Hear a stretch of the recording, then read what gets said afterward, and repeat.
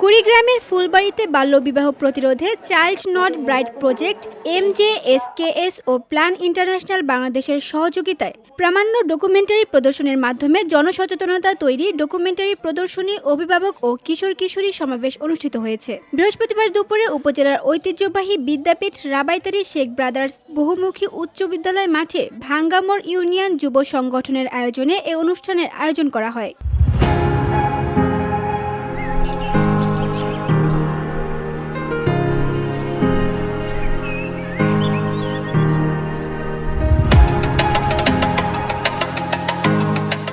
আব্দুর রশিদ বাবলার সঞ্চালনায় ও রাবাইতারি শেখ ব্রাদার্স বহুমুখী উচ্চ বিদ্যালয়ের সহকারী প্রধান শিক্ষক জাকারিয়া শেখের সভাপতিত্বে আলোচনা সভায় বক্তব্য রাখেন ফুলবাড়ী থানার উপপরিদর্শক আব্দুল্লাহ আল হাসান, উপজেলা যুব উন্নয়ন অফিসের সহকারী কর্মকর্তা হাফিজুর রহমান, উপজেলা যুব প্ল্যাটফর্মের সভাপতি আনিসুর রহমান, ভাঙ্গামোড় ইউনিয়ন যুব সংগঠনের সভাপতি আঙ্গুর খাতুন, মহিদেব যুব সমাজ কল্যাণ সমিতি, চাইল্ড নট ব্রাইড প্রজেক্টের ভাঙ্গামোড় ইউনিয়নের ফিল্ড ফ্যাসিলিটেটর জাহিদুল ইসলাম সহ আরও অনেকে।